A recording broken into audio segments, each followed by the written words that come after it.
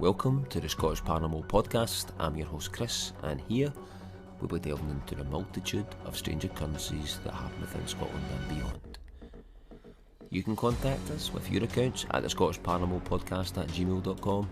You can find us on Facebook, YouTube, Instagram, and you can contact us by either means. Tonight's episode we're discussing UFO'S, aliens, men in black, cattle mutilations, a multitude of strange phenomena that happen within the Midlothian area of Scotland. We're discussing this with John. John's a truth seeker and he's been recording and documenting some of his accounts over the last 20 years. There's a lot of filming in the area, and you can also find quite a lot of his videos online on YouTube, which I will send the link onto the show notes of the podcast. So we'll just delve right into it, and we'll just welcome John to the show. Right, I'm from Midlothian, Scotland, and I'm going to tell you a story from the start of my journey right through to present day. Mm-hmm. Right. So what happened was we'd be going down through the woods golf course at East Houses, and we'd go down to the Abbey, and there was a rectangle cutting in the wall at the Abbey, and we could hear machinery going on all night, and we'd be there all night and all day. But nobody really paid that much attention to it. And my mates would go down, going to the S for a swim, when the weather was warm. Mm-hmm. That's the river near the Abbey. And there was an old army barracks. And in 1970, I was starting secondary school, Newball High School. And a couple of my pals at the time, they stood at the corner of my street. And one of them was leaving the school, and he was going to go into the army. The other one was going into fourth year. They were a wee bit older than me. I was about 12. They were about 15 and 16. Anyway, they're both going into the army, by the way, and they had the watch on, and everything was done with precision, kind of like he was a soldier already. Aye. He says, we'll go down in the morning, and we'll go down to the Abbey, through the golf course, over the stone bridge, up the side of the old army barracks, up to Lamb's nursery, and that was a orchard at the time. We'll get a Duke of apples each. And I said, right, we'll do that. So we got up at maybe 6 o'clock, and we set off, and everything's done with the watch. Goes down, gets up to over the golf course, over the bridge, up into the orchard. So we're getting a Duke of apples each. And we're coming down, and the older one, who was left the school, was going to the army, he said, we'll go over to the army, kind of where the old barracks was. We never ever seen anybody there.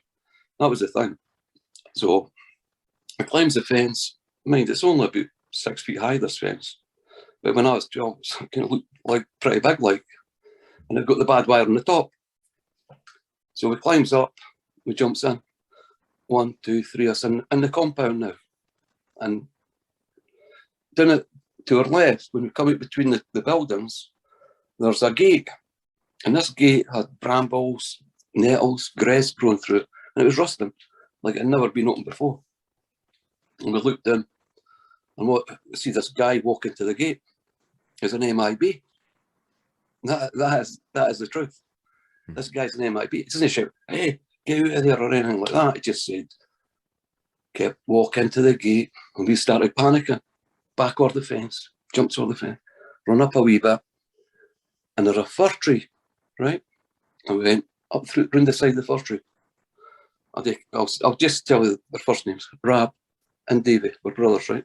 Mm-hmm. He sat against the fir tree, and Davy was at his left, and I'm sitting on the banking.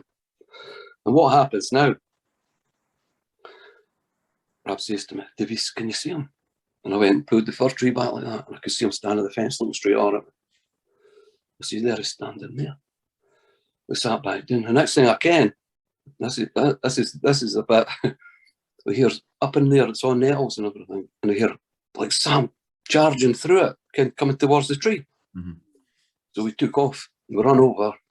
I'll be honest with you, we run over to the bridge, and then we had to come up over the golf course and right up to the top of the golf course, right? And when I got up there, I stood with my granny at the time, and my auntie, and they were out shouting, like they've been looking for us for ages. And I used to go down that woods, and nobody came where I was for hours on end, eh?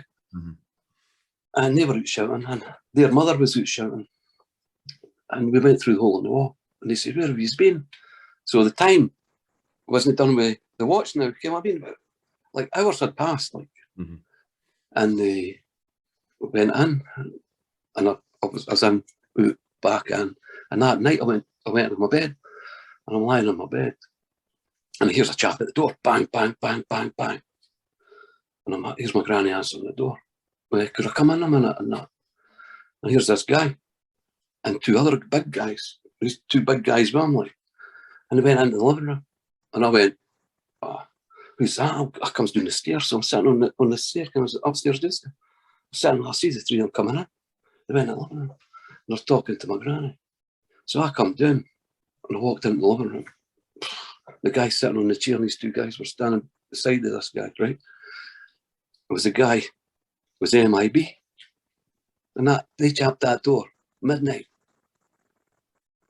And he's standing straight across from me, and he's eyeballing me as I walk behind the other chair. You know what I mean? Mm-hmm. And he's watching me, and I'm watching him. I recognise him right away as soon as I walked into the living room, like. Mm-hmm. And he made up some cock and bull story that my next door neighbour, he had his son was nervous, and he used to go up to Rosalie Hospital, right? Mm-hmm. And he'd be up there and come back down, and they were saying to my granny, "Have you seen him? Because he's dangerous." Now, you know what I mean? And it was never dangerous. No? Anyway, that went away. They went away. And I says to my granny about that. That was that guy there that day. I never ever seen Rab and Davy again. And I went to school with Davy for about a year before he left the school and went into the army. You know what I mean? Mm-hmm. So I've never even spoke to they two ever again. And what happened after that was we used to go to the 5th tee on that golf course, right? And we're sitting on the 5th tee. And then me, Brian, and Franny, my other two mates, were sitting down there. And if it was a hot day, we'd be sitting down there and it's pitch black. You know what I mean? And we'd be sitting on the 5th tee and we'd take a wee walk with the dogs and that. And walking down. And then this thing comes shooting out for over, I would say, Edinburgh, west, northwest. It was about the size of your fist when you bring it together. There's a light that comes storming over and stopped about, when we looked up like that, it'd be about 10 past 12, right? And that's where it was at the angle to us. Mm-hmm. And we had this light's just there. And the three of us were standing looking at this. And then it just went, four corners of it just split and away. And we're left with one weird light in the middle. Mm-hmm. So I said, "Wow, look at that." And my mate says, "Here they're coming back." And I went, "Well, back to it, right?" Mm-hmm. So now what's happening? My other mate, he says, "Run," right? And he took off and he panicked us and we all run. Now I don't care if that light, because it being pitch black, like I don't know if that light was 100 feet up or 1,000 feet up. You know what I mean? Hard to judge like the distance and kind of size of it because of how dark it was. Right. Just how dark it was. You couldn't see yourself. Can you put your hand at your length? Mm-hmm. That's how dark it was. It just dark. And the same happened after that sighting. That was in 70. That would be about 74 that year. That gets sighting. And in 74, 75, there was a lot of lights seen over on the golf course with people for this village. And some of them would report it, some of them didn't, like. And I can still a few of them today that would report it, like. Mm-hmm. And there's stories like now, you know what I mean? But what happened was, we would go out with the dogs, right? And we'd take them away down the golf course, away down by the Abbey again, walk up this side of the S, and come up and there's a field. came between the golf course and the Rose Dykes, and there's a Coos Field there. And we used to come in there every night and walk up the side of the Coos Field, and we seen this bull, young bull, he was lying stone dead, and he had his jaw cut. His eyes were bored out, a hole in his stomach about there, and all his rectum's all cut right out. Like, there's no blood here, right? And just me and Brian, it was there. We said, oh, look at that. Right? So we march away, just thinking, at that time, well, I'll have to give a wee bit of a story then. See, at that time, there was nothing really to tell you, oh, what's going on here, eh?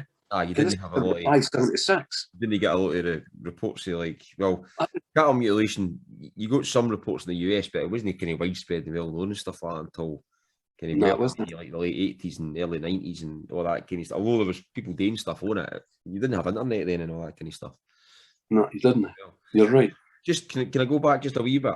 Just so on the kind of first encounter when you were at the kind of, in the kind of army barracks bit, kind of going through the wall, and what made you, what made the guy, kind of like the Men in Black guy, like who came across to the gate, what made you think there was something kind of odd about him in terms of, so different in terms of anybody else, you know what I mean? Well, because he looked like the original MIB in the middle of long grass and brambles and that. So was he dressed in like a black suit and stuff like that? Yeah, it was definitely MIB, just as you see. And he's just walking straight to the gate without shouting. He just come walking straight to it. I didn't even care how he opened. I didn't care if he jumped over or what. I was going over that fence. We had to get over that fence. Yeah, a good look at his face, his facial complexion and stuff like that. Well, I had a look at him. I kent him when I seen him when he came into the house at 12 that night at 12 o'clock. Boom, he was in my house. I didn't care if he ever went to Robson Davies' house, but he was definitely in my house that time. Was he wearing then on his head? Was he wearing a hat or anything like that? No, I'll tell you what he was wearing. He was just wearing casual clothes when he come into the house. The two guys that would stand beside him sort of had long jackets on. They looked big guys like. So just to give the listeners a wee bit of an idea of the area, so it's New Battle Abbey down that neck of the woods, and just for myself, you see the barracks. Was the barracks now? The barracks now, are they converted into like can you commercial? I know that. I know where it is. There's so is the Abbey still there? Is that like the old kind of, or is it a stately home or something? It's like a big sandstone building. Is that the Abbey, or is there? No, that is the Abbey. That is the Abbey. That is the Abbey. That is the Abbey. And if you go around the side of the Abbey you can come into the gate at the side. And when you're going down, if you take the turning where the car park is, you go down there and you go into the commercial site where businesses and that, right? And just to give the listeners an idea of the area, so it's like kind of Midlothian, East Lothian area. You've got like you're no far away from like Roslin and all that kind of stuff as well. That's not just up the road, isn't it? Aye, that's right. Roslin's not. It's all within the same area, like. Can even Crichton everywhere around about here. So just a few miles apart, eh? Going on to so the thing there, you kind of thought there was like some missing time because obviously you were out a bit longer, people shouting and all that kind of stuff. Did you ever get the incline what had happened or anything other than that? Because you always see, as you said, you always hear these kind of things where sometimes things happen and people just didn't talk about it again. And even if people see each other, it's like they'll not talk about it, and it's like that's how it went. Like that's how it went. I never ever seen them again. Like. And I was at school with one of them for a year, and they didn't know what to talk about that. He didn't. You know what I mean? And I knew his younger brother, who was younger than me, right? Who come to the school, and he was reluctant to talk about it. Again, like it was just so. Oh well, I'm going to the army, and I didn't want nothing to do with that. Again, that was just the start of what I come across like. On the thing with the UFO sighting, you know, quite a big. You're saying it was about a size of kind of fist at arm's length, or kind of a half decent size, regardless even if it's been kind of close or quite far away, kind of thing. But it's on that. What kind of colours did you see it in? Was it just like a kind of a white light, or was it different? Just a white light. That was a white light, and it separated into 4 different parts. 4 corners just went all different ways. Aye. And they left a middle part And then we're looking at this. The gnaw just came back. Mm-hmm. And that was when my friend, Brian, he says, run. You know what I mean? Because he'd never seen anything like that. Nobody had seen anything like that. Like, No, you know what I mean? And then I know as well, obviously things where all this kind of stuff comes together as well. I mean, the cattle mutilations and No. that. So It's on the same area, like it. you've seen that then as well, like somewhere in the same area, in the farmer's field. Aye, I mean, so if you want, just carry on for there if you want to carry on. Well, as I say, the first mute was in this top part of that cornfield, right? Mm-hmm. Then we would come round at night time and we'd go back to our houses, right? And then in the morning we'd stay away again, just take our dogs out. Mm-hmm. And then in the morning again, this would be 75, 76, 76, 77. There's another in line there. Just virtually the same place. Mm-hmm. And cut up all the same way. Like. So that alone can, by that time, we were saying, well, that must be the aliens. Can we heard about in America? And by that, I think it was Arthur C. Clarke stuff and that. You know what I mean? Aye. That has to be that. You know what I mean? That's the sort of thing we were thinking, like, Ken. Mm-hmm. And it just what could you say? Just escalates all the time, like, you know what I mean? For there, it started to go haywire with me, like. Mm-hmm. And that is one thing I'm sure of, like, because I moved for there and I've seen umpteen different things and unbelievable things that people wouldn't believe, like. You know what I mean?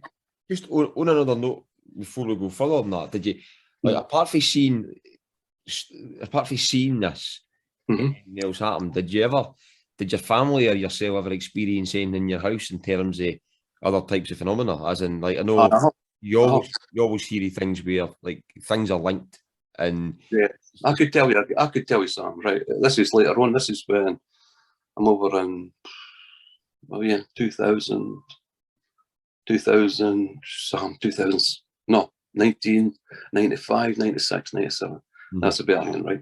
Because I used to fly pigeons, right? Mm-hmm. And we used to join the local club and fly the pigeons out and that and have a good time, like. Anyway, I got a chap at the door and I've been filming bits and pieces in the sky, like, and I'm not trying to punt anybody's religion here, like, right? But this is what happened to me. These three women come to the door, jump the door, and she says, "Do you believe in God and all the rest?" I said, "Nah, I'm here looking for this kind of aliens and UFO'S and things like that, because I believe UFO'S are real ever since ever, right? Because nobody just cares what they exactly are, right?"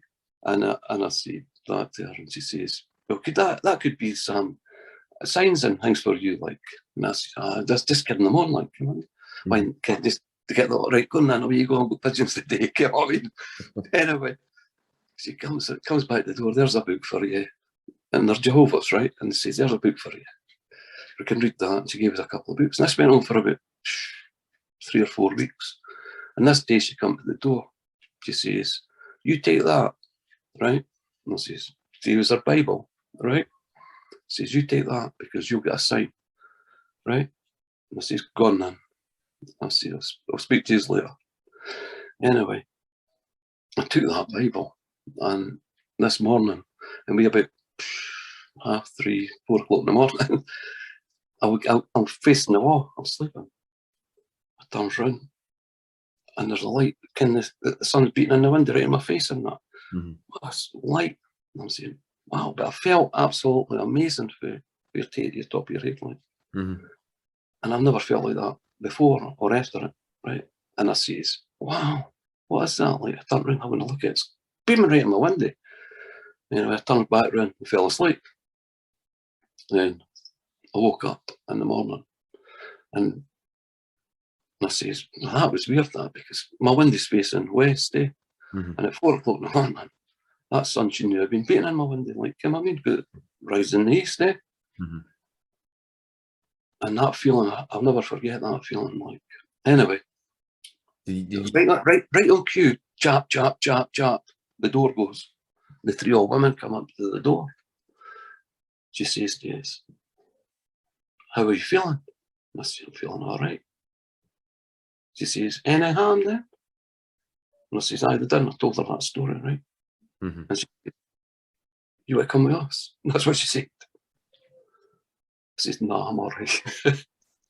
That's true, like. So did you, what do you think? Do you think they actually were Jehovah's Witnesses, or? And again, I'll be honest with you, I think nearly everyone's all connected, like. Aye, I know, I believe that myself as well, but that's why it's no uncommon to have people having UFO and abduction encounters and stuff, and then like the way you'll have poltergeist experiences in your house and all that kind of stuff and things. Yeah. It's all I had poltergeist in that house too. Mm-hmm. A table just getting smashed up in front of us. Mm-hmm. Just my dog had a Rottweiler. He's sitting there. He went like that, followed Sam right round. Mm-hmm. I had him with a collar, and then just went flipped over. And then the table went. Mm-hmm. That's true. We had the same with the dogs and cats in the house. Used to see something that we couldn't see all the time, and then you get the hackles up, and then they would follow something, and they would be either barking at something or hissing at something or cowering away from something. Yeah, that happened on occasion where we were. But right.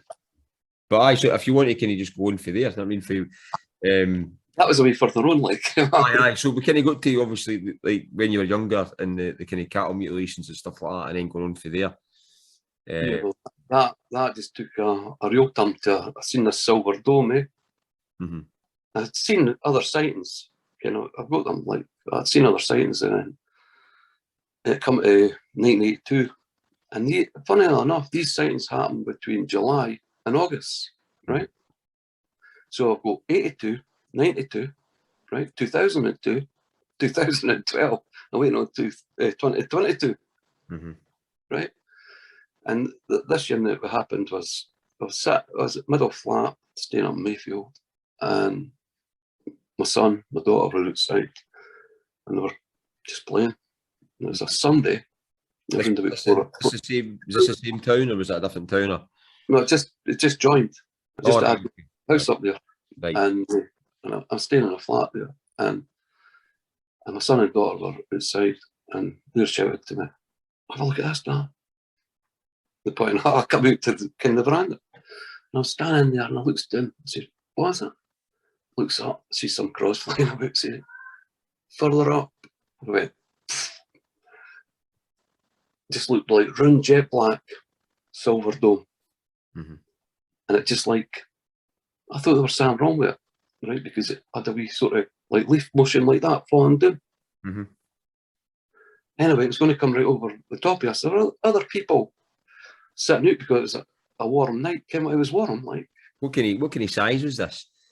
Now, if you brought that down, right, I would say they took up Hawthorne Centre. That's a nursery. It was across the road, like. Mm-hmm. I just brought that down at the start, right there. Like the dome. 40, 50 feet bigger than that? Or? Something like that. It'd be about that, a minimum of that, aye. Was it flat in the bottom and then like half a semi-circle? Or was it looked flat. It looked flat in the bottom, but it was jet black. You couldn't make nothing out of it. Right, okay. And you just seen the silver dome on the top. And that was 92. That was 92. You know yourself. No, that was 82. That was 82. Right.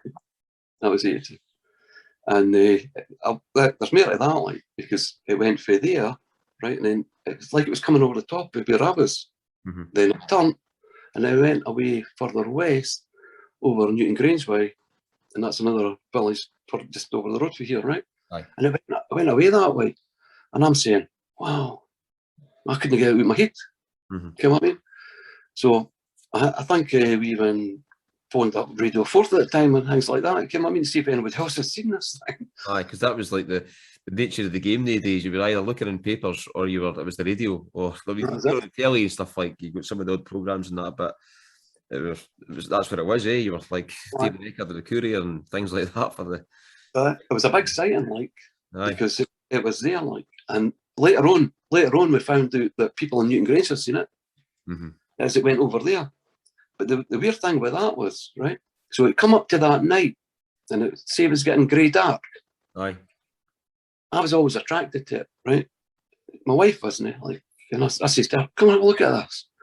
She says, "No, I'm not going to bother." She didn't bother. And I says, "Well, I'm going to look at the window." So I'm looking at the window and I'm looking the direction it went, like, right? And I'm thinking, I'm seeing this thing sitting in the field away out there. That's true. I've seen this dome sitting away on the field. So I never ever went on to this thing, like, right? And I thought I'd seen it. And this went on for about a week. In the morning when I got up, I looked, it was there. At night, before I went to my bed, it was there. You get what I mean? Aye. And I could see it each time, but she never ever looked at it. And I said, well. Right, so I never went on to it. No, that was the downside. I never went on to have a right look at it, like, you know what I mean? So another sightings after that came, and then 92 came, and 92, 92 is different. Like, what happened was, as I said, I had pigeons came for then, but I was doing my own pigeons that time. I was sharing over at Birkenside, right? This is in Gorbridge. So I'm standing at the back door, got the same time of the year, just about bang on at the same time. You've got it'd be July, kind of the younger season, August, right? So I'm sitting there and I'm waiting on this bird going in the bowl. And you know, the youngsters when they go in the bowl, like, so I just sat in. I said, I'm just going to look that out, like, you know what I mean? Well, I wasn't wanting to because in case a cat was going about, eh? So I took 2 steps up. I see this thing coming down like a meteorite. I went, well, that didn't even make it over the top of the hill. There's a camp outside the camp. And I says, I never made it over the top of the camp. I'm going up there in the morning, eh? So I got the dog. I had a slug gun rifle at the time. So I was in the days you could have one, like. That's so you can have one back today, aye.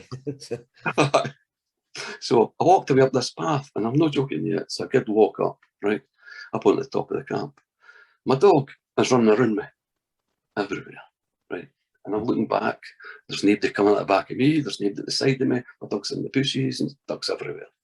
So I gets up to the top of the flat ground, picks up this tin can, puts it on the fence post. I'm going to look in the field for about a meteorite, eh? You get what I mean? So I'm just checking about there's nobody watching me doing this, right? I gets the slug going up, points at the tin can, and looks at my eye that way, and I goes, sees this guy walking to me. And I'm going, what the hell's this? And this guy, telling you, beside your door, he's walking up to me. Right? And he's 3 feet from me. And I looks at him. This is crazy. I looks at him, boom. And he wasn't I'll tell you, he wasn't a guy like. He was a guy, it looked like he was a male, like, he wasn't the guy like us, like. Was he? His eyes like, was he, what kind of build was he? Did you say he was quite wide or what? Or was he tall or what? What was he like? Tall and broad, like, a big guy, like. And he had this all-in-one suit on. And it was only his face, it's out it. Right? His face looked like powder, but powdery. Just say you've got some flour and you rubbed it on your face. Aye. That's what it looked like. And it sort of looked a sort of grey blue. And see you got the whites of your eyes.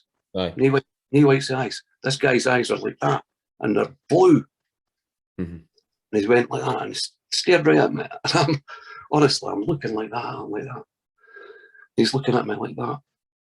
But then it just vanished. He walked on. I went, my dog was walking around, not even acknowledging all this that's going on. I could see her going like that. And I looked like that and I see them going up past the bushes and away. You can what I done? Put the gun away and walked all the way down the hill. Right? I walked into my house. I go into my house. I used to smoke at the time, right? The sun's on the fire and kind of put the fire out and it was coal fires, right? Aye. And it's all going sort of grey, came at me. And there's sun rays coming in. So I let this panic. And I blew the smoke and I went into these sun rays, right? And it goes like that. I just looked at it and I fell in. I felt myself going, whomp, straight in this smoke. And I'm falling. Wah. Then I went, just jumped around like that, jumped myself back out, eh? So it was kind of like you were like astral projecting or something like that into the base. Aye, I was right in, like, and I couldn't control it, like. I'm falling, I jerked myself back like that, right? And I went, wow, what was that? And I looked again, boom, I went straight in again. Mhm. And this time I just went, control, I was controlled, like, no fun in it. And Chris, I'm not joking you, right? I could see the grass below me. I think how high up I was. I could see grass. I could look over to that side. And you can see the sand on the shore. Mhm. And see the white water splashing. You know what I mean? Aye. And see where I turned around like that. Boom, I went away like a bullet. So did you reckon, so with this, do you reckon that was the day with the like an encounter, or do you reckon it was the day with yourself doing that in terms of like an I reckon that's connected. or I reckon connected that was connected. aye. Going back to the guy, with the eyes, did you notice anything else about his eyes? Were they just like with the like blue eyes? But I mean, what kind of were they like with the in terms of what kind of colour of blue? I mean, Blue. aye. He was alive. What I noticed, well, he was alive. I could have slapped him. You know what I mean? He was alive, like, because I could feel the life of him. Mhm.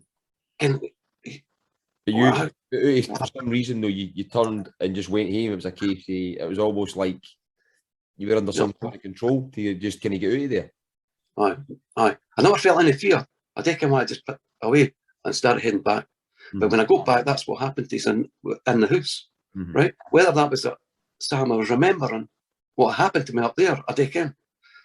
Because what happens next after that is my wife comes in the door and I says, and then all you hear is like a steam train, right? Like putting the brakes on a steam train and a jet at the same time. And it was coming out of the top of the house. Right? Could you imagine the racket? This racket is phenomenal. Oh, and I looks out the window, I can't see it. And it stopped. You know what I mean? I don't know what that was about. But I ken one thing. It happened. That never happened. That happened as it was like. And that was 92. That was a site in 92.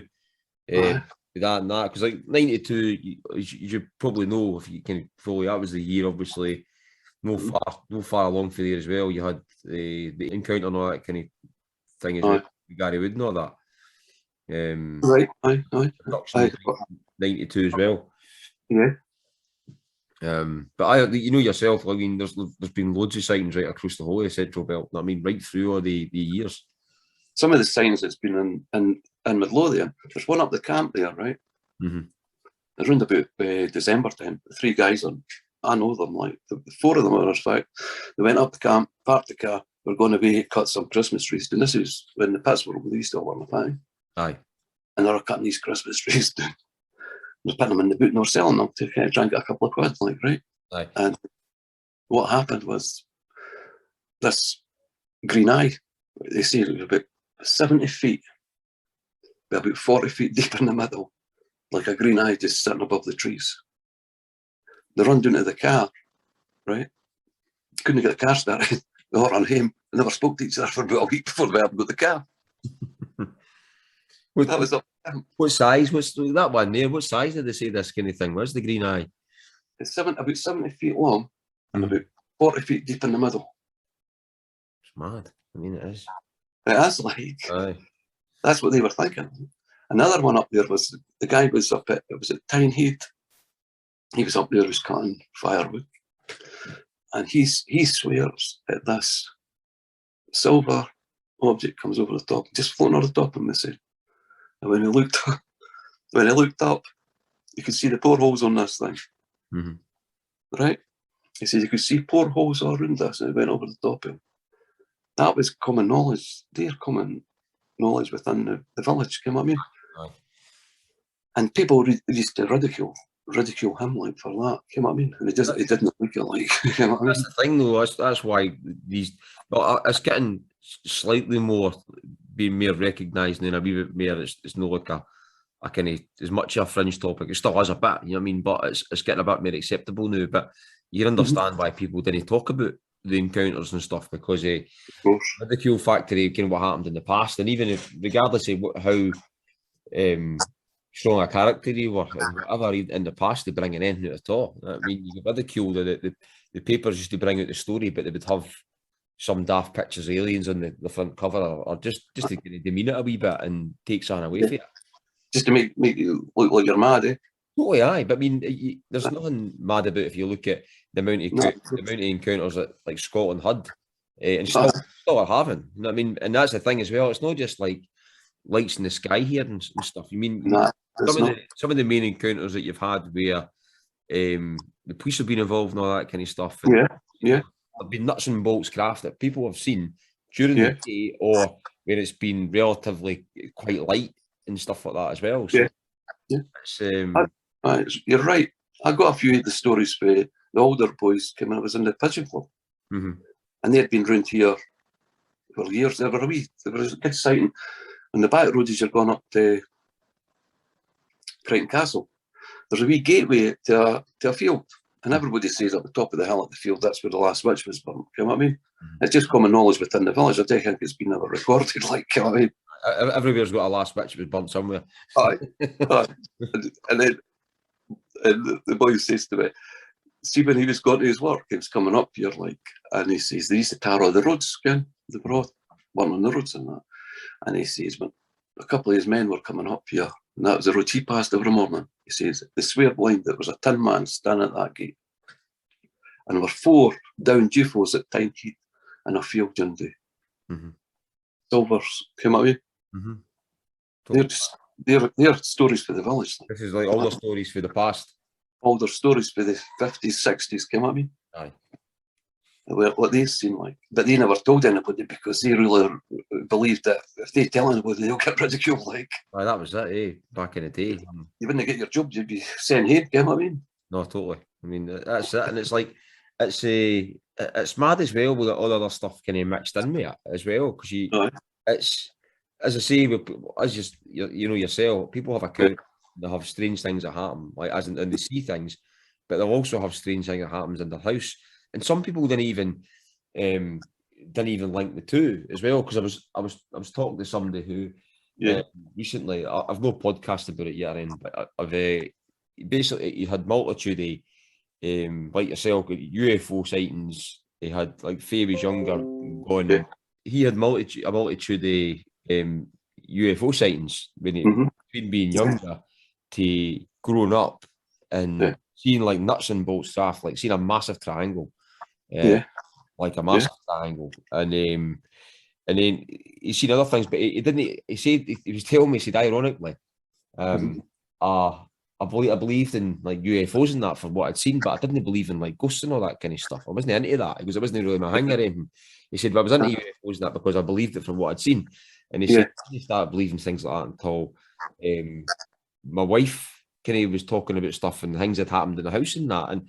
And it's like when you look at it for like an overview of it all, and you always get people having encounters in the house. They might have an abduction scenario, they might have like I've seen the craft or whatever, but they've also got like poltergeist things running in their house as well and stuff, and it's all linked to the same kind of phenomena. I don't know kind of what, but it is linked. And then it's funny. Some people don't even link the two. They can't see it. I mean, they can't see that's linked, and it's like I feel like what you're saying there. I've been that close now. I'm just there to pull the curtain back, right, and just say, right, I've got you now. You know what I mean? Aye. And it just moves the goalposts.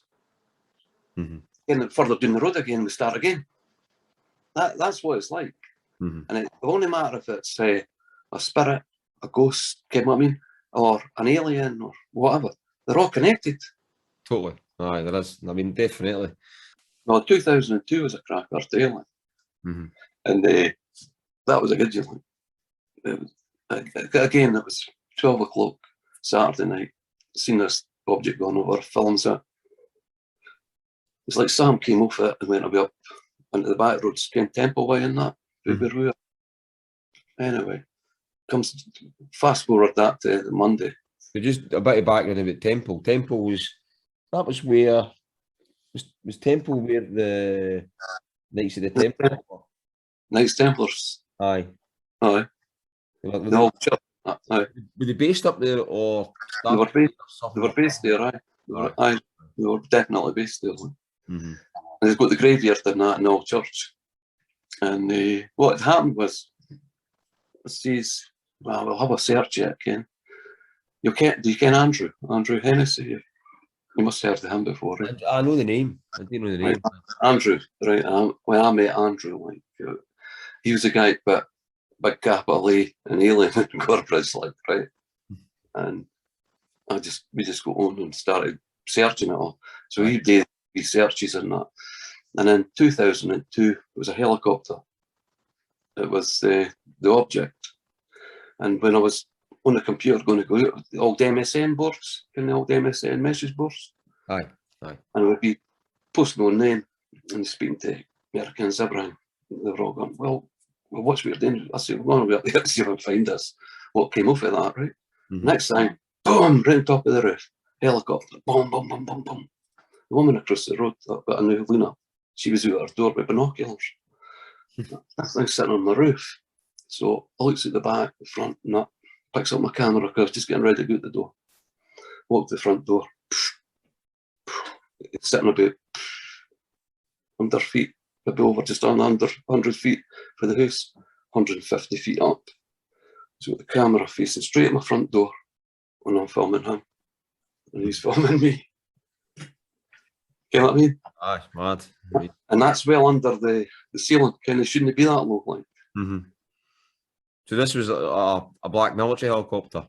Well, it was a maroon, right? And you could see it was the PGs for Inverness, right? Aye.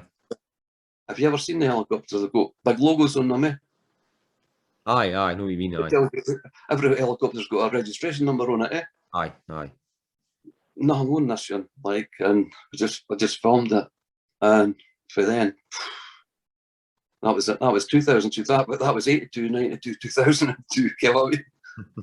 They were big hits, like, you know what I mean? And just for there it went. It started going away again. Like, it started coming into these sightings.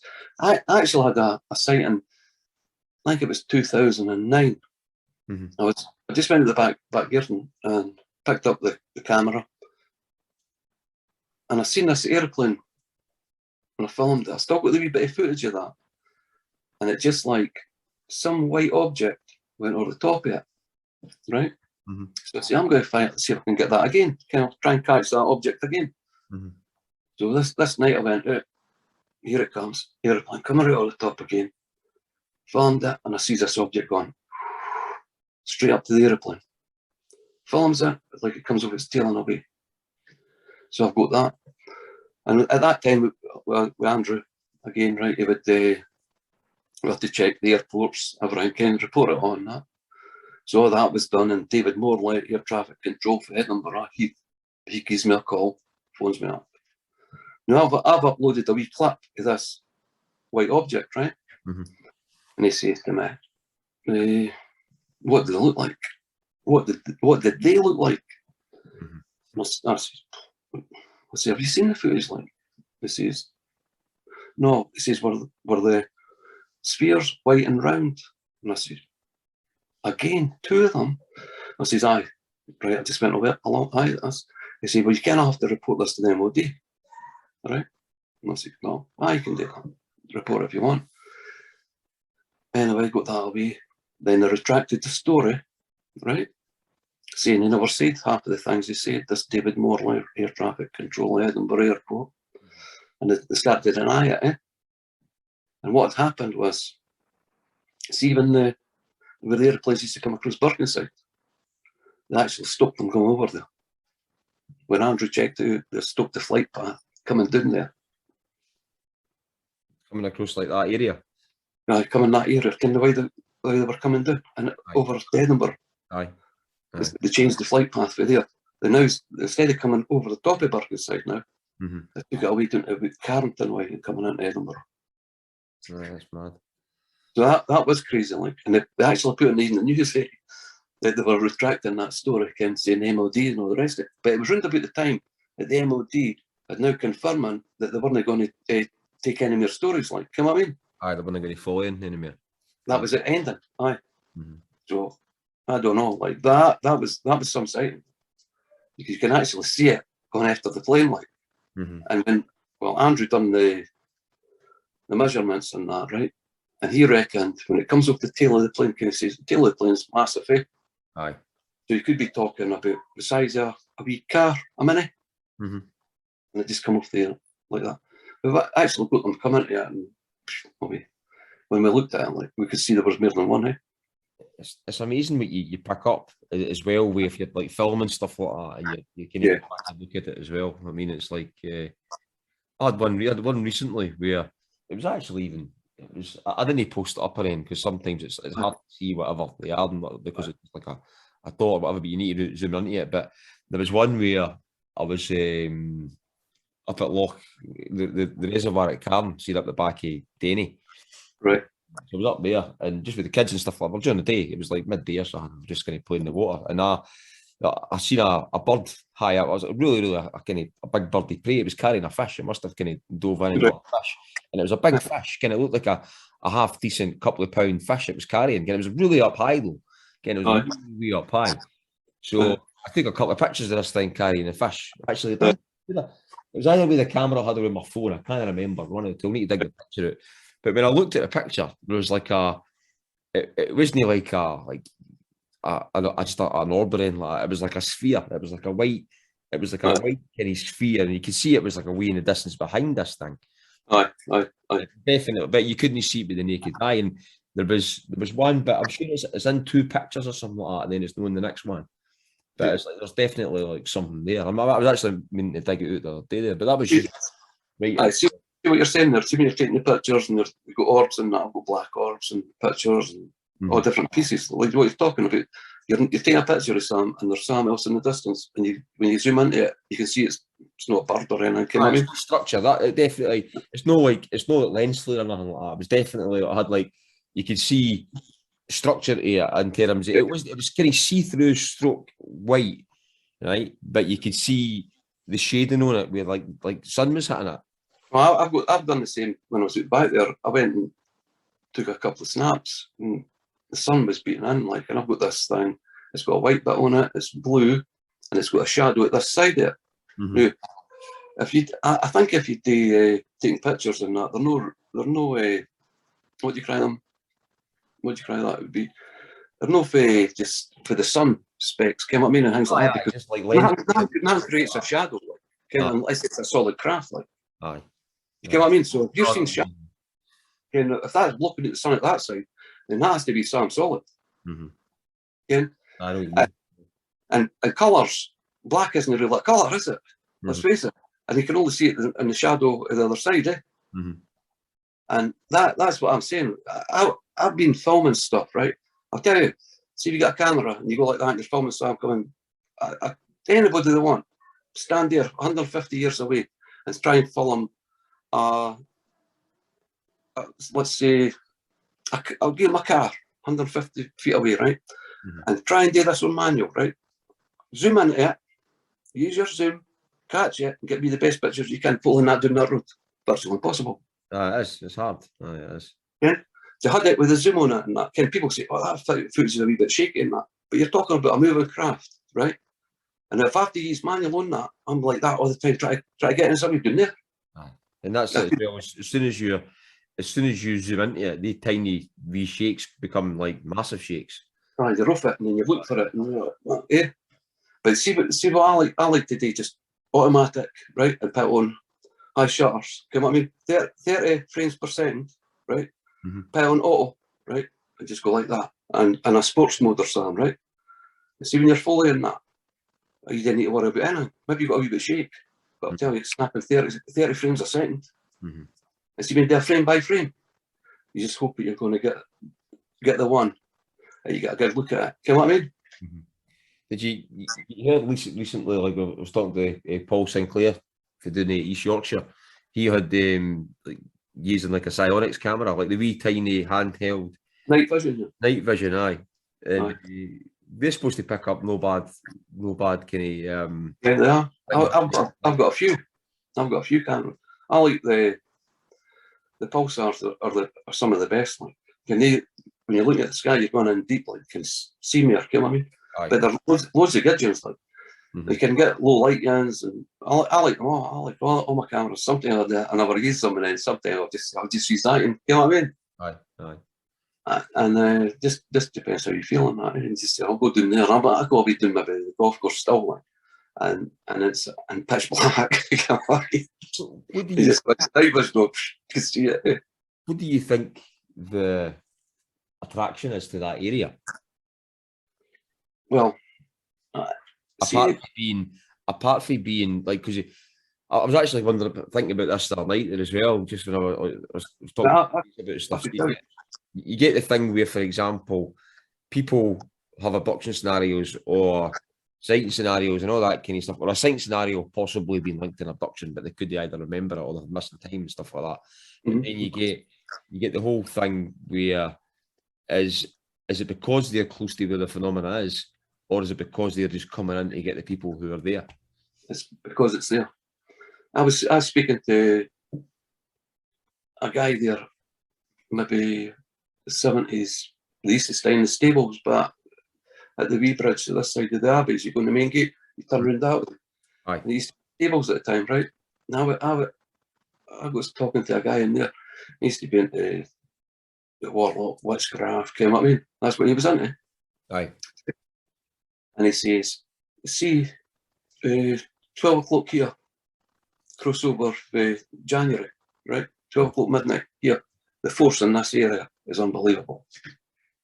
That's what he reckoned. He was right. He had books and everything. He gave me a book and everything. That's the thing. It's like, well, you get, like, for example, you've got, like, I know the whole cliche thing, like Skinwalker Ranch, you know what I mean? Right? And like that. But it's no, you get places like that everywhere. I mean, and that's the thing. It's like you're talking, for example, just Paul Sinclair there. They've got the area down there where they get loads of different phenomena. And there's like, you've got up here, and it's like up here, you've got right across bits of the Central Belt, right into kind of Edinburgh, right into the Lothians, all that kind of stuff, Falkirk area. It's no a stone's throw for each other. Yeah, it is stuff right in about all that. And it's like, and it's just because it's like a bit more kind of densely populated, you wouldn't think there's like, it's like kind of strange area in that, because people are just kind of busy going about their day-to-day business and everything. Yeah, well, that's what I used to say. See the person that films the UFO hovering above the grunt, right? Now, what we need to do, what we started doing was we can see it where it is, and what we're going to do now is what's going on below that UFO. You get what I mean? Aye. And you can take a radius or whatever. So we're on the outskirts of that. What is everybody like under that sighting? Do they care what's really going on? Aye, totally. I mean, that's like what I mean? Aye. Maybe they probably didn't. They probably know what's happening above their heads. So it's us standing on the outside looking in, right? There could be abductions or anything going on in there. You get what I mean? So there's the whole kind of like Gore Bridge area and all that, where the multiple kind of phenomena it's there and all that, and is there a belief that there's like some type of base there, or belief that there's some type of window area there or something? Well, Andrew definitely believed that. Aye. Andrew definitely believed that. And I've actually filmed a witch in there and everything. Can do her stuff, a Wicca or whatever you want to cry her, but she was dressed for it, like, you know what I mean? And she's at big licks in this field, like. The thing I believe with that as well, like you've got, I was discussing this just the other day there with somebody, and it's like one of the beliefs I've got on it in terms of, I'm not talking about like simulation theory or nothing like that. I'm kind of mainly talking about so you've got like all the phenomena that everything that is coming through from somewhere, or can basically skip in and out of your reality for some reason. That's like some people believe in whatever. But I do believe, I'm a great believer with things that we either having like people having a better kind of level of consciousness can get access to that, right? Or if they're into stuff like witchcraft or doing ritualistic stuff, or even doing things like meditating, astral travel, all that kind of stuff, that's like hacking it. Okay, that's like hacking. You're right. It is. Hacking into that phenomenon, or hacking into, I wouldn't even say hacking into the phenomena, but hacking into where they are. Yeah, you're right. They see this area. That's the right whole area of this. Aye. For the chapel, you think it's just a chapel, but it comes right through it. Aye. We've got castles here and round about here. 1, 2, maybe 3, 4 castles here and a couple of ruins. Came up meeting. Aye. Well, you know yourself, it's like things in the past, like castles, abbeys, churches, and that. The one that just built somewhere for the sake of building it somewhere. They were always either probably built on a site that's already been there before, built on top of it, and then buried their dead there to basically kind of take your religion like that time or whatever. So there's always been sacred sites, and they've been, although it might be a sacred site, you can visually see it's an abbey and it's been there maybe like 500 or 600 or 700 years or something, but it goes back maybe like thousands of years because of what was there before it. I see that abbey in there, New Battle Abbey. That site there, I think you could take that back to before 1100. Come on, and that's the site where it is. But the front, the other bit, the old bit, will go deep bit older than that. And I can another bit down there. They're still not even found this. You know what I mean? We used to, as I said, we used to go down there regular. They've never found this other bit. Like I came with the raw well and everything. Mm-hmm. You know what I mean? And that's never been discovered. They just discovered the monks' caves, right? They just discovered that in about 99 or 2000, something like that. I could be wrong with the date in that, but it was something like that. You know what I mean? Aye. Could have been later. But they just discovered them and we used to go in them. Mm-hmm. Smart. You know, it is, and this well's still there, and all ruined buildings with it. You know what I mean? Mm-hmm. And that's probably been the first abbey, like, you know what I mean? Aye. And that was built over the other side of the Esk, eh? Mm-hmm. Okay. So the whole area, it's the same as here as well, where I am. I mean, you've got obviously this, like, you've got like Bathgate Hills and Cairn Papa and all that kind of stuff. And stuff in about and all that as well. And it's, I mean, there's things are built somewhere. I think things are built places for a reason. And there's always, every time you've got these things, sacred sites and all that, because even as I said, like, even though the Abbey goes back like that far, it was what was there before it. There was definitely something there before it. And then we've got like things like the Bathgate Hills here, that goes back like either it was 4,500 to 5,500 years or something. It goes back, and then there's always like phenomena linked around about that and stuff. And then when you go elsewhere in the country, like the things where I was talking to, like Paul Sinclair, for example, they've got multiple phenomena in that area, and it's no, I'm not going to say it's linked, but it's always going to run about. You've got like earthworks and that and stuff. I mean, and mounds and all that, and burial mounds and things like that. It's always that burial mounds we were talking about, the Holy Well down in Stow, right? There's a Holy Well there. And you've got when you go into Stow, right, that side of the road, you've got the bridge to heaven, right? It's an old bridge, it's an old type of bridge, right? You walk across that, you go into the bridge to heaven, and it's cried Weedale, right? And that's what it's cried. And it's seemingly King Arthur fought his first battle there in Weedale. And he fought, I think it was the Picts, right? This area. There must have been a group of Picts lived in this area, and went down to Weedale to fight him in his first battle there, and he wiped them out, right? And no far from where Crichton Castle is, right? There's a Pictish underground dwelling house there. So it just shows you how close that is to where Stow is, you know what I mean? That's what I'm saying. Totally, aye. And we were the Picts. So the Picts were actually here, and people didn't believe it. When I was at primary, I thought the Romans didn't even come up as far as I say. And they found them at Lugton and everywhere, eh? Aye, they were quite up quite far, eh? Aye, that's like, even for here, the Antonine Wall and all that kind of stuff was just down the road for me here. It was just like another kind of wall for keeping people out or in, or just trading and all that kind of stuff. Didn't it that Lugton Hotel, it used to be the Lugton Hotel as you're coming out to Dalkeith for Edinburgh, right? It's not Arnold Doon now, right? But as you got to the corner, they found I think it was a castle, and it was Pontius Pilate's castle, eh?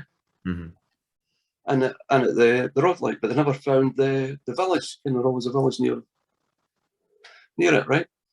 And funnily enough, when I was brought up in this area, right, you had the Romansdykes, or the Romansdykes, down at that field, and you would go up to Langlaw, where it was a primary school at the time, and you go up another hill, and that was called the Roman Camp. And where the camp was, where the people used to stay. Aye. And that was all common, like. But now they're just crashing everything down and building, eh? So I do think of that sometimes when you see like some of these areas where they are building, where you're thinking, I wonder what they find, like even like things with quarries now, I wonder what they're finding, and just didn't even tell somebody to tell people because the fact that it's just mere hassle and it's worth. I mean, that's the amount of things that they probably they find and you never ever hear about it. Well, I like that, what you're saying there, like, because see, some of the archaeologists are digging away down deep, right? And if they find it and it's not in the timeline, they can't tell anybody. If there's some in that timeline and it's no line in the right depth where they're digging, right? And they find something totally out of place, somebody planted it. You know what I mean? It doesn't fit. It doesn't fit in with the logical sense of whatever they believe. And that's found over and over, eh? Oh, totally, aye. It definitely is. I mean, for the amount, the time scales that we're supposed to go back, that doesn't make sense. No, it doesn't. There's just missing pieces all over the place, and it's just that I still think, right, Ken, like say the pyramids, not just the pyramids, everywhere, all the big stone structures around the world. Right. Ken, we need to ask ourselves, who did build them, eh? Totally.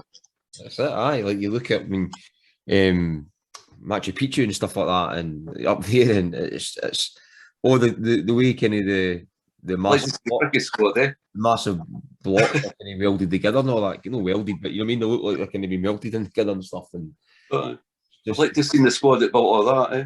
Aye, totally, aye. That's it. I mean, like you with a diamond cutting blades and that, eh? I'll tell you one thing, I bet they'd be getting like more than £600 a day to Manchester than now. You better believe it, eh? A couple of strong guys needed, eh? That's it. I mean, that's what you're getting. Big wheelbarrow, eh? I mean, that's it. It just doesn't make sense. You know what I mean? And you can't. It's hard to date with. You can imagine the now with even the modern tools that we've got their own stuff, and it's just exactly. Aye, totally. Well, some of them could shift some of the stuff now, kind of tonnage wise, like. But at that time, nobody had anything like. Well, so we're led to believe, like. You know what I mean? Aye. Whether the people are still ruling us for the background, you know what I mean? And just holding us up and saying, right, forget that, go to school, that's how you do it, that's all you can, that's what you're taught, that's the way you go. And that's what you want you to do. They didn't want you to ask questions, they didn't want to ask anything that's awkward to them. Because there'd be hundreds of archaeologists put out a job. You know what I mean? They just lose a job overnight. People that have read stuff, they wouldn't be there. If they turn around and say, oh, that's no right, because that was somebody done that, you know what I mean? It's just like the conveyor belt of life, eh? You know what I mean? Where did we come from? You know what I mean? I like the story. Oh, there's 12 antelope running down the Amazon. They've never been seen before. Is that right? They've never been seen before. Never seen a dead body of them. We've never come across them, but they're an endangered species, right? What could that not just came into existence or something like that? You get what I mean? They just arrived as a new species. The mad thing as well is like even this it totally kind of changes the subject to a certain degree, but you think of things it's seen these days, and you look at like cryptozoology and all that, and things that are seen with things that are seen with thousands of people, things that are seen with documented with thousands of people and all that kind of stuff. There's either like thousands and thousands of really good actors out there, right? or thousands and thousands of people who are just want to pull folks' leg and be really good plausible actors and stuff. And it's just crazy. See, at the end of the day, let's say for example, you're talking about like things like Bigfoot or Dogman and things like that. People see things, right? But if thousands and thousands of people say, "Oh, we seen a deer and it had purple antlers," and a thousand people seen them, then it'd be a thing. Because it's something that like people just can't comprehend. It's not a thing. You know what I mean? So it's that's like the most famous monster in the world, Loch Ness. I've filmed umpteen bits and pieces yet, right? And what anybody can go there and get their own picture, their own film, because it's just the phenomenon. It's there. Maybe it doesn't exist as such as an animal. You know what I mean? The fact it is, it's magical. And it's there because if you look at the loch long enough, you will see something like. Aye, no, I know what you mean. And that's the beauty of that. Well, that's like you can go, and a lot of people wanting rid of it. Like, what like the Loch Ness stigma thing? Is that what you mean? Or? Aye, a lot of people would like that just to be gone. Like, you know what I mean? Aye. I think Alistair Crowley was up there for a while. You know what I mean? So like he. I done some on Alistair Crowley. I was up at the graveyard and that. Mhm. I think I'd be seeing the thermal again. And when I was looking at it, they were coming out. Was this a Boleskine? Aye. Aye. And there's, they came with that as on that gravestone. Like, you know what I mean? I'm not even thinking about what was on that gravestone, but to me, I didn't care about it. It looked like an alien, or definitely wasn't me. Like, you know what I mean? And there was like one of them, sort of a white head and two big eyes with a skeleton or something. Mhm. And then it had 1, 2, 3 below him, and it looked like a big fat face underneath him, smiling. And I just went, it looks like Crowley that, eh? You know what I mean? Spooky Woods up there as well. Like I was up. I was actually up there in the summer. I done the last leg of my holiday just up for Boleskine, just at a couple of lodges up there, and I was in the woods at the back and stuff like that, and like they're pretty spooky woods. Like I mean, round about there as well. I like going up there, like into all that era. That's a nice bit. I mean, totally nice bit up there. Yeah, it's one of the scariest things I've heard. I had my grandson up there. We were walking at Foyers, walking along the road, and came with the midges and that. That's where I was, Foyers actually. Right. They're walking along there, and these two guys come walking out just out the back of the turn of the road and coming straight to us. They both had the for the fleas, the nets, head nets. The midget nets. He reached up at the bush to grab them back. Never seen it before. They were coming to gas. So going back to the kind of UFO link to obviously like kind of Midlothian, Lothians, all that kind of stuff. Yeah. What's your theory on it? What's your kind of, what do you think it is? What do you think they're doing? What they're doing in here?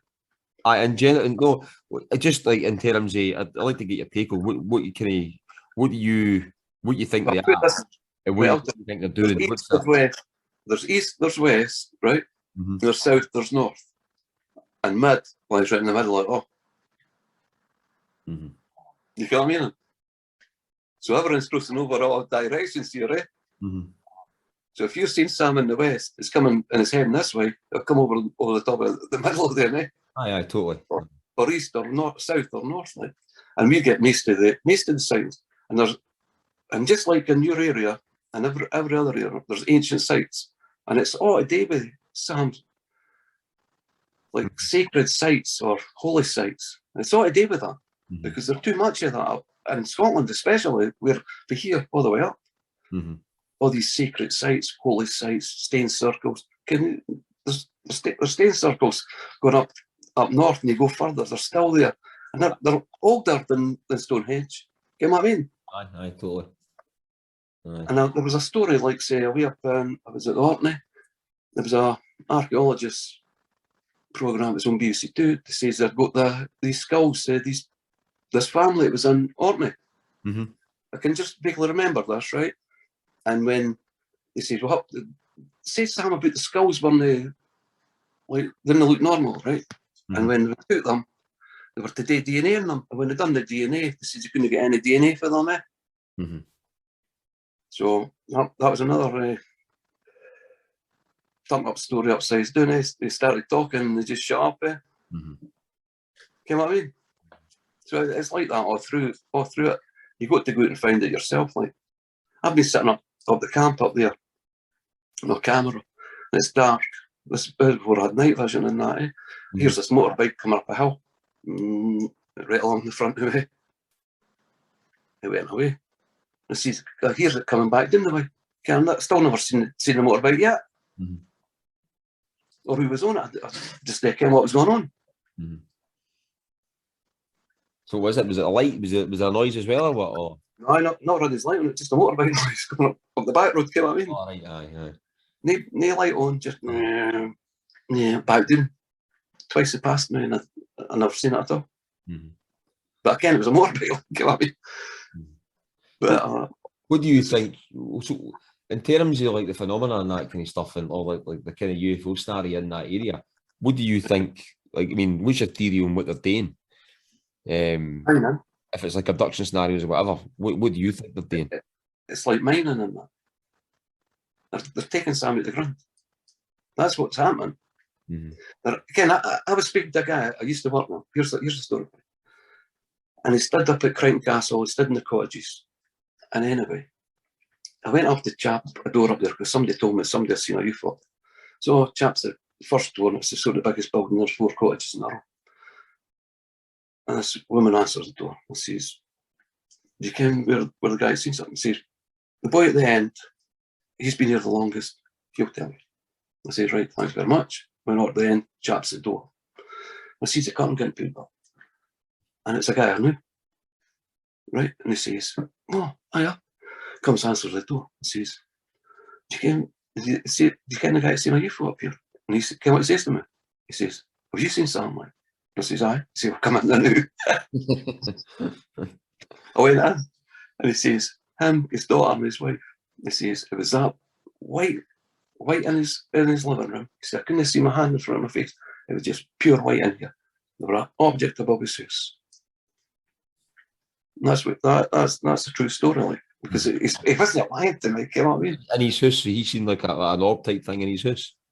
No, it's just pure white inside the house. It was that light, bright light. Mm-hmm. It was on his house. It flooded it. Mm-hmm. And that was just down for Crichton Castle. And you know what I mean? The first turning as you're going to Pathhead. And there've been a lot of sightings Pathhead, right along to Tynehead. All this area. And you can say what they want, why they're on the ground, why they're abducting people. You know what I mean? Aye. They want to abduct people. But people they can have been abducted, eh? Well, that's it.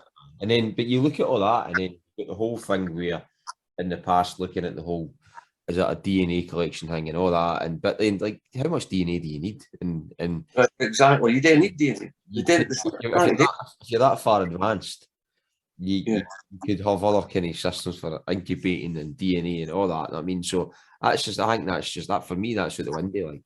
Aye, that's for me. What I'm trying to do is I'm trying to catch where that UFO is above whatever it's doing, right? Then I'm going to move right on it, right? And to see what it is it's doing. You know, there's some of the signs that are filmed. You can actually see the object in the sky. You see the hovering, and this object moves. You can actually see it moving away. Mm-hmm. You know what I mean? Aye. And I filmed a few of them, and the other one was in 2007. I went to Dumfries and Galloway. They had a UFO flap going on, and I said, "I'm just going to go in there." And I went in. And I went in there for a few days, and then I was just stood at a log cabin and just having a look around. And then what happened was, it was wait, I'll shut this. Here's my granddaughter right there. She's going to her bed. Right, what happened was, I went and done a film of this object they were seen in Dumfries and Galloway. I take it was like, and I'm saying, that has to be a planet, that has to be Venus, right? Mm-hmm. And then this thing, and it's a classic UFO light, and it just went, vanished, disappeared right in front of my eyes with the camera. Just went boom, out of sight. And I would say, well, what was that? I described it a ghost ship now. You know what I mean? Aye. Because I just think, what's happening here? That's the sort of stuff that's gone on. Like, and there's a camera there. I don't know if you can see them. There's my cameras. What I use. Mm-hmm. Night vision. I'm just. But what's going on in the areas is they're either they're looking for stuff, Chris. Right? I don't know what it is. Like, it must be mineral, something like that. They're definitely take stuff. Mm-hmm. Because what else could it be? It's no abduction. Again, abduction is the abduction like, oh, I'm going to have a beer in that. You know what I mean? It's not happening. Aye. No, I know it is. The thing is as well, there's like different theories on, is it to do with all that what I've said, and then is it to do with emotion and all that, and then other things people, there's too many theories on it, but then you look at the stuff like, what's the most plausible kind of thing it could be for? Ken, I'll be back in the 70s, I would go to right again, and I think it was some like, again, Arthur C. Clarke stuff, right? He was on the telly about life after death and that. Eh? I used to watch all that years back. And it was on, and my stepfather, right? He was a right atheist, like, and he says, I said, do you think that's right? And my pal was there, Brian. My ma was there, my granny was there, and Bert, my stepfather. And it goes like that. He says, I'll tell you, I do believe that. I worded that what he's saying, right? I said, well, there could be some. And so as my mate said that, and my ma and my granny. And anyway, he says, well, I'll tell you this. If I go before any of you, I'll make sure you can, right? Mm-hmm. And I say, it's the same. I'll do the same for you then. My mate said, I'll do the same. My granny and my ma said the same, right? And there are another couple of people involved with us through the years, right? And anybody I really came out a minimum of a decade, I would tell them that, and they say, well, I'll tell you that. That's what will happen, right? I'll come back and tell you. Anyway. And all the people I knew now are all dead, right? Mm-hmm. And the first one was my stepfather, right? And he died of cancer. Aye.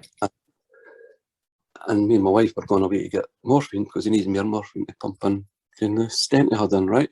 Aye. And we went up to the chemist, and they said it was late. So we just parked up. And my wife went out to get a sweetie because we had to wait in the morphine come up getting delivered, right? Mm-hmm. And then I rolled the window down the car. And there's this wee guy, and he's shouting, Jerry-o, Jerry-o. And he's just getting my attention now, right? Mm-hmm. And I turned round, and it's quite busy. And then all the people just started to move out the road, and I could see this wee guy, and he was shouting straight at me, what I'm thinking, straight at me. He's looking at my eyes. You know what I mean? Mm-hmm. And then all I hear is, car door opens. And my wife comes in.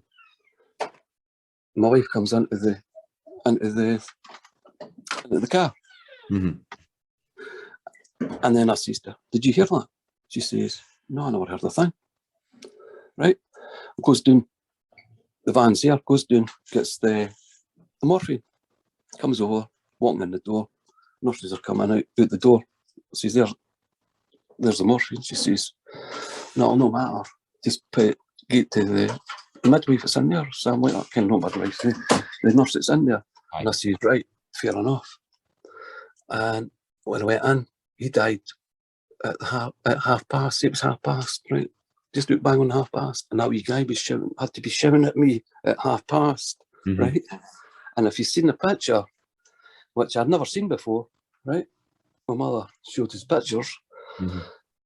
Bert when he was 10, right? And there's a wee guy with blonde hair. You know what I mean? The wee guy, it was looking like he was shouting at me, Aye. right? Right? So move on some years, right? My granny died. So I'm lying sleeping. Next thing, I see her going past. Just going past me in this kind of dream. Mm-hmm. I goes, hey, come here. And I went like that, stretched out to grab her, right? And I'm not joking you, Chris. This thing just exploded. Boom! Right? I thought it was a bomb going off, like. Mm-hmm. Boom. I'm lying on the bed, sweating. My heart's coming out my chest, right? And I waking up and I'm saying, wow, what was that? You came at me? Mm-hmm. Anyway, the next gen was my mother. Everybody it says, if I go before you, can all that, right? Aye. And my mother dies. And the same again. So she's died a couple of weeks after that. See my mother moving past in front of me in a dream. Mm-hmm. And this is true, right? I jumps up and say, right, come here. And I goes like that, bang, and I'm hitting a wall, a glass wall. I can see through it, but I'm hitting this glass wall. It came at me. Mm-hmm. It came at me in there. I couldn't get through to her because somebody must have put some sort of glass. Like a barrier. A barrier up. I couldn't touch her. Mm-hmm. You get what I mean? Mm-hmm. And my mate Brian, he died just about the same time as my mother. And I'll never forget that. Again, I was dreaming. And I was sitting on the chair in my house. And I just turned round, and Brian was sitting there. And I says, you're kidding me on, eh? You know what I mean? And he says, no. And he started laughing, right? And I started laughing. Then I turned around and he was gone. Yeah. What do you think? Mad, aye, that is. Aye. I can You remember know it what I mean? as well when like my mother died. It must have been, I think it was maybe a month after or something, and I was awake, and Aye. I was just about to go to sleep, but I was awake, and I heard her shouting me. It was Aye. clear as a bell. I mean, clear as a bell. I could hear her. It Yeah. was like it was. I mean, it was clear as a bell, but it was like a loud whisper, right? So it was like a going Christopher like that. Yeah. And I mean, I was just about to go to sleep, but I wasn't sleeping, and I jumped up out of bed because Yeah. I heard that in the room, and I don't even know if I told my sisters that or then, you know what I mean. But I mean, I definitely could. I heard that, you know what I mean, and it was like Yeah. but it's mad. I mean, the whole thing. I mean, there's like linkages to kind of IFN and all that kind of phenomenon. There's a lot. There's an awful lot we didn't know. Yeah. And I mean, as time goes on, we find out loads more stuff about the universe. Yeah, you do. It just creates more questions. You know what I mean? Well, I'm looking forward to next year. That'll be 82, 92. You know what I mean? 2002, That's 2003. aye. You know what I mean? 2020. Did you have it in 2012? Yeah, that's some in 2012. Mm-hmm. I had a good sighting in 2012. A couple of good sightings in 2012. Like, one was a silver, another one was this object. I was speaking to Andrew on the phone, and I said, "What's that?" I had to get the camera, like, came out, and I went out and I filmed it. This object's quite far out, but you can see it, and it comes in, and it's just sitting there. Then it just goes away. And you can actually see this disappearing, like, just gone. And it's all connected, like, and I can't, as I say, I'll try and put it back and have a look in and look behind. You know what I mean? If I could do that, I'd be doing that. And I'm almost convinced, I think you'd have to be dead to get the truth, like, you know what I mean? Aye, no, that's what I think as well, like today. Yeah. You know what I mean? Just to see over that side. Aye. I think so do you still go out and do a bit of sky watching in the same area? Yeah, I do sky watching. Sometimes I'll just sit out the back at night if it's kind of warm and that. I just go out my back. I'll sit out there, or I'll walk down the golf course and that. Eh? I do the same sometimes. We've got one of the chairs I like that. you can just tilt back. Aye. Aye. That's what I do now. Like, that's I've had a few good sightings here too. Like, since I've been back over here, this is where I belong. Kind of moved back over into this area, right? And I've had quite a few sightings. The night vision stuff, it takes a bit of. I try to show people that I can film the moths and everything like that. You know what I mean? Because that's what people are thinking you're filming, eh? Aye, no, it's Moths and flies and bats, eh? Aye, it's definitely when you can see some of the things you can see when you're looking away up and you're seeing things like the same size as satellite traveling, like the same speed if no faster and doing like 90-degree turns and all that. You know what I mean? That's not a moth. I mean, it's definitely not a satellite. No, that's it. I've got ones. Can people believe this? Right? There's some of them on my site. Like, you can go like that. You can track this object, and I follow it going right round, and then it shoots away another direction. Now I can't turn my camera like that and keep that object in like that if I'm going around a circle. Like, you know what I mean? You can't do these things. Like, you get better cameras now. You know what I mean? Aye. Start getting better cameras. We'll go looking further. We'll go look deeper. You know what I mean? But then when you start to go, like, we came where the best objects are. You know what I mean? Where to have a look for them. But it's just getting at the right time. Are they there? You know what I mean? Aye, that's it.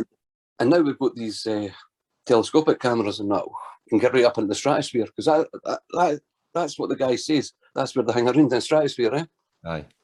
Because that's where they just hang around there and they'll come down at will, back and forward. So if that's the truth, that's where we'll look. And I'll try and do that all the time. I've filmed different bits and pieces, zooming right in and into the beyond the cloud. Aye. And with the telescopic ones, you just need to wait and see if you catch them. But and that takes a lot of time to do. You know what I mean? I've been doing this since 2000, 1999, 2000. Mm-hmm. And I started getting cameras and that. And I just, I'm going to look for this now because I'm wanting the truth. Like, you know what I mean? I'm looking over the walls and I'm looking behind the house. You know what I mean? Aye. The thing is, as well, it's like these things you can't. Some of them you can't see with the naked eye, but you can see them through the technology. Aye, sometimes it's like that. You can pick it up for the camera, but you can't pick it up with the naked eye, and vice versa as well sometimes. Yeah. I snapped some pictures, right? Aye. And I put it on auto, right? Maybe half a dozen pictures. You know what I mean? Mm-hmm. So I can get a sequence of pictures. And then when you look at the first picture, there's nothing there. The second picture, there's an object, right? Mm-hmm. Then the third picture, it's moved on, or the other side of wherever it is. You know what I mean? Aye. The fourth picture, it's moved a wee bit more. 5th unit's gone. 6th unit's gone. Now, it's a sequence, right? Mm-hmm. Now, no object can move as fast as you know what I mean? Aye. From the object I can, like. If you keep, send the pictures and that, no, I'll keep in touch, yeah? Aye, definitely. That was nice speaking to you. And Like, once I kind of edit this and that, I'll let you come and I put it out and stuff like that as well. I'll send you the pictures. Maybe even come through and catch up with you if you're going out for a skywatch at some point or something. we could, We Yeah, could do that. Definitely. You can show me the spots. Do the, keep the, just edit the good bits, eh? I know, definitely. Aye. Right, no worries at all. Listen, well, thanks again, John, and I appreciate you coming on and stuff and recounting stories and that, and it's been good. And Right. I'll hopefully catch up with you soon. All right. Well, do. Right, cheers, mate. Right, cheers, mate. Catch you soon. Right.